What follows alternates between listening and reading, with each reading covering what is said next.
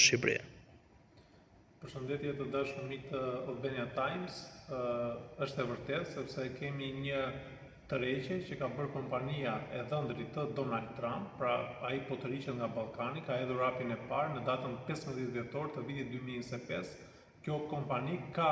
tërhequr investimet apo projektet të cilat ka pasur në Beograd dhe po zvarit projektin të cilin ka pasur për ishullin e Sazanit dhe si duket ka ndryshuar gjithë ajo afrim që ka pasur qeveria shqiptare zoti Rama me familjen e Donald Trump dhe ndoshta kjo është bërë për shkak të planeve apo strategjisë së Shtetet e Bashkuara të Amerikës apo ndonjë informacion të mundshëm lidhur me përfshirjen të kryeministit Rama me një nga anëtarët e grupit në Sinaloa. Dhe kjo është një tërënditje e madhe për politikën shqiptare, për gjithë shtetin shqiptar, madje është vërejtur edhe nga reagimi që nuk ka pasur, zoti Rama nuk ka dhënë një reagim ashtu sikur se ka dhënë zoti Kurti, i cili në mënyrë të menjëhershme ka përshëndetur atë rrëmbim të bërë nga Shtetet e Bashkuara të Amerikës të Maduros, pra të presidentit të Venezuelës. Me sa duket, zoti Rama i pas ka ndërlikuar punët apo i pas ka punët jo mirë me zotin Trump dhe po t'i referohemi edhe sekretarit të shtetit, ai u shpreh që fatin e Maduros do ta kenë të gjithë ata të cilët janë tallur me presidentin Trump. Dhe nëse vim në vitin 2016 në një intervistë me Baton Haxhiun, zoti Rama është shprehur që është një fatkeqësi e madhe nëse do të zgjidhet president zoti Trump, pra është një çmenduri, ai quhet si një person të çmendur dhe më vonë kishim edhe një takim i cili ndodhi me zotin, pra ka qenë një takim i cili më duket ka qenë në takim ndërkombëtar ku nga komunikim që kishte zoti Rama me presidentin e Francës, me zotin Macron, aty ai ka ironizuar, pra ka tallur zotin Trump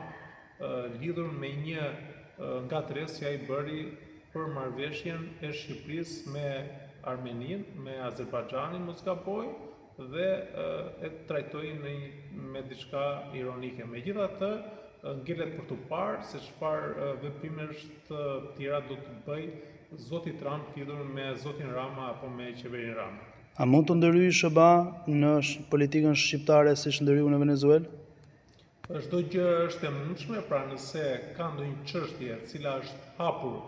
në Shtetet e Bashkuara të Amerikës dhe për të ne kemi nënshkruar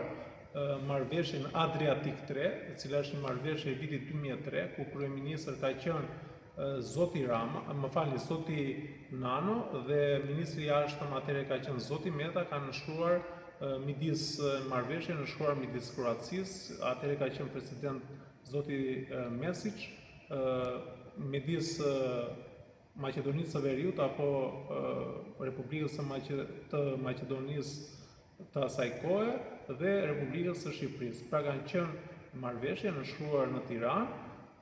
ku kjo marrëveshje jepte mundësinë që qoftë të bëjë arrestim, pra të bëhet arrestim nga forcat amerikane në këto 3 vende, por edhe që të gjykoheshin, pra të merreshin, të gjykoheshin